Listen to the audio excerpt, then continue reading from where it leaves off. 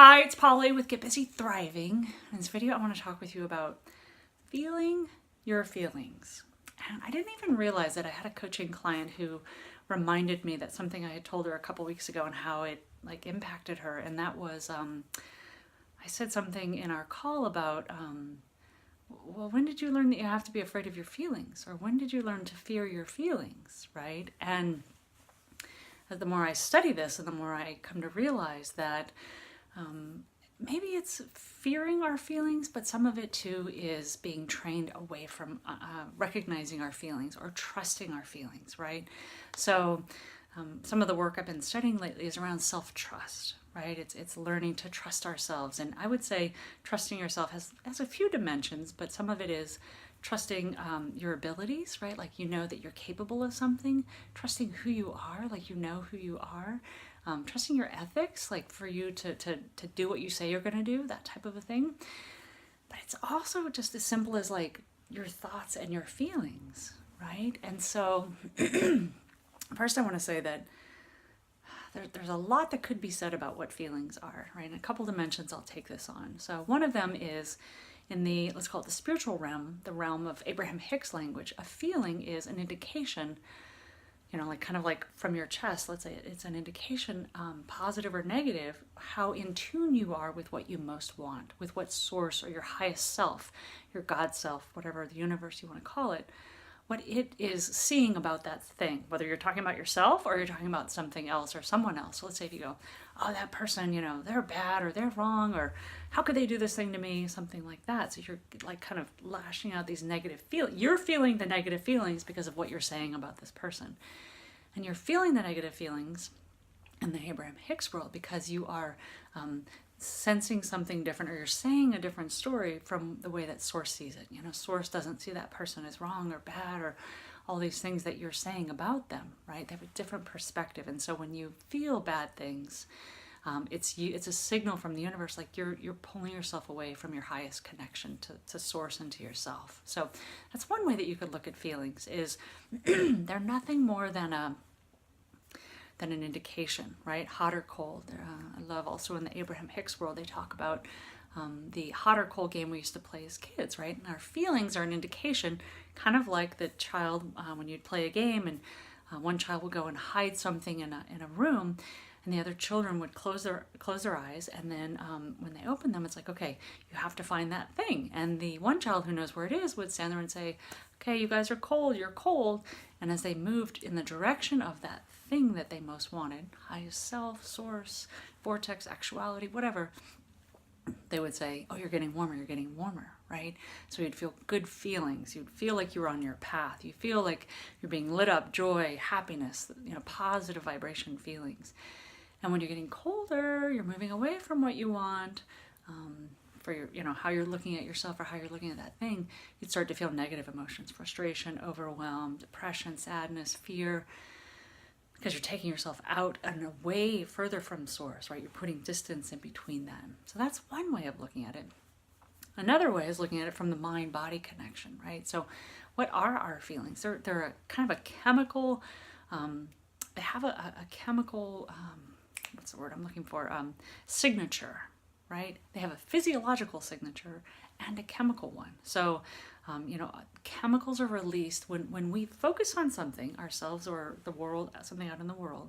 Even if we just have a thought, we can do this visualizing too. We don't actually have to experience in the world. You can have just as much of a chemical and a physiological response through visualization, closed eye. So let's say we experience something in the world, right? Something bad happens, or we label it as bad. We have this experience in the world.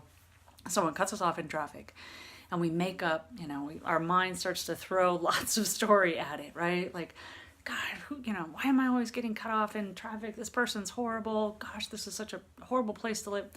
Whatever, right? And what happens is the mind interprets that, and it sends chemicals throughout the body to tell the body, pissed off, feel pissed, like give them the response of pissed or upset or frustration or anger or whatever, right? So those chemicals that match that thought, that story that we've just made up, get washed over our body, right? And it can happen in a lot of different dimensions, situations. Like I said, you can visualize something, positive or negative outcome. That's what worry is. You're sort of imagining the worst thing happening. Well, you get laced, you get overriding feeling of worry chemicals running through your body. Same with fear, and the same with expectation and excitement. You can have a wash of chemicals, positive ones called excitement or eagerness or anticipation or hopefulness, because you are thinking a thought of something that you want to have happen in the future, right? When we get all bubbly and we get, moving, the physiological signature of that as well starts to show up. You think about fear and worry, we get sort of paralyzed and, we get constricted. We get excitement, positive emotions, we start to get bubbling. And so however you want to interpret this, there's nothing to fear about feelings. Nothing to fear inherently in a feeling. But we look at a feeling, especially one that we don't want, or one that we've been trained into believing that we shouldn't feel. Like, we get upset as children and our parents say, quit that crying, or why don't you behave, or stop overreacting, whatever, right? And it happens, right? You want your children, let's say, to thrive and do well in life, and throwing 2-year-old tantrums in a store, like you become the bad guy, right? So we condition them, we train them, stop that crying, I'll give you a treat when you get home if you just stop crying, whatever, right? And so we get conditioned and we unlearn that it's okay. Like, these feelings aren't anything to fear, but they're just an indication something's going on. It's coming from our mind. There's something either wanting to be felt, or just noticing, having that awareness that I'm triggering, I'm creating this. I'm being cut off in traffic and I'm creating the experience of being pissed off and angry. That person, their life is not changed by me sitting over in my car, other than some bad juju being thrown at them, because I'm pissed at them. I'm putting myself into a state of suffering over here because of the story that I'm making up. And there's lots of directions that you can go with this, right? And a lot of the work I do with helping people with eating disorders is, unpacking and being comfortable with lots of different elements of discomfort, right? We've learned that, maybe food is a distraction from the discomfort of a feeling, right? It's one way we can, let's say, check out from, oh, I don't want to think about this. I don't want to know where this is going to go. I don't want to feel the chemical and physiological symptoms of this, or it's not okay to feel that. Maybe we were, it got shoved down in us. Stop getting so upset, whatever. Stop crying type thing. However it was taught to us, however we interpreted our world as young adults, young children, that we had to stop listening to those feelings, right? And so self-trust is beginning to create a new relationship with our thoughts and our feelings, and one where it's okay to have feelings, and it's not something to be feared or avoided or shoved down or not okay. Now, that doesn't mean you go out and you just express everything and anything that's on your mind, and you run into your boss's office, why did you send me that email? I'm just saying, instead, if we can learn to reinterpret, create a new relationship to our body, which is sending us a signal, right? We've got a physiological and a chemical signal, maybe a spiritual one as well, a component there, that's telling us something we're thinking about, something we're focusing on, is contrary to what we most want. And instead of avoiding that feeling or running away from it or shoving it down with food or putting it off, right? Because I find that emotion is just energy in motion, right? And if we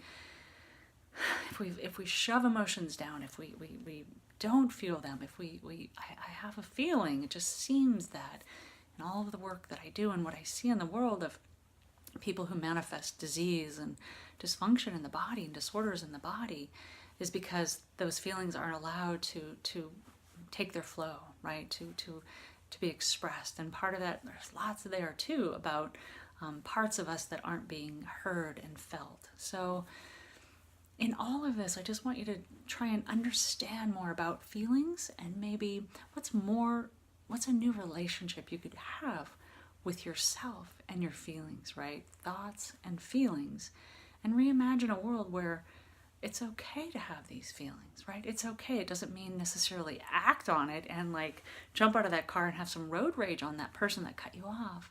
But it's okay to feel upset. It's all right, I'm upset.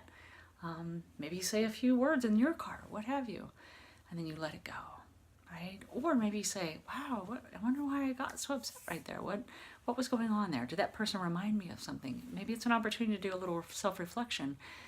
But if anything, it's not an opportunity to just say my feelings don't matter, right? It's not, negative feelings aren't okay. Or in some cultures and in some families, it's not okay to feel good. Well, I'm here to give you permission. I'm here to give you your own permission back to feel those feelings. And whatever family dynamic you had or upbringing dynamic you had that maybe taught you it wasn't okay, it wasn't, okay to act out those feelings or to just feel them, I'm giving you back your permission to trust yourself and that those feelings are there for a reason. And whether you act on them or you just kind of explore them or you just kind of let them, like riding a wave, you let them go, it's okay. So it's not about fearing our feelings. It's not about disconnecting from them or squashing them down or avoiding them with food or drugs or something else or overwork or, something like that. But just being with them. Because what I have found is the more we give space and presence to our feelings, they come and go. It's like waves, there's more of them, they come and go. They're not there to stay. They're there to just kind of wash over. It's because thoughts, like feelings, they come and go. So oftentimes if we have a negative thought or even a positive one, if we don't give it momentum, it'll just go. And it's when we start to notice a negative emotion, if we want to dig into that feeling and understand it, give it some space, but not maybe add momentum to it, right? We can do that as well. So it's just being aware of it, but not necessarily attaching to it and letting it, take us away. It's going, oh, I'm upset about something that person said, and it's okay. I'm having this story about them. Do I want to change my story, or is it valid? It's like, no, I want to have a different relationship with this person. I want to set up some boundaries, or I want to listen to what I need more, or put myself first, or speak up, whatever that turns into, whatever your intuitive hit turns into. But when we negate and we turn off our relationship with our body, we turn off so much. And I think that when we turn off the negative emotions, we also turn off the possibility for the peak ones, the highest ones. So creating a new relationship to your feelings begins by giving yourself that ability to trust that it's okay to have these feelings and letting them be. All right, I hope this was helpful for you. If you have any comments, please share them below. Thank you and enjoy.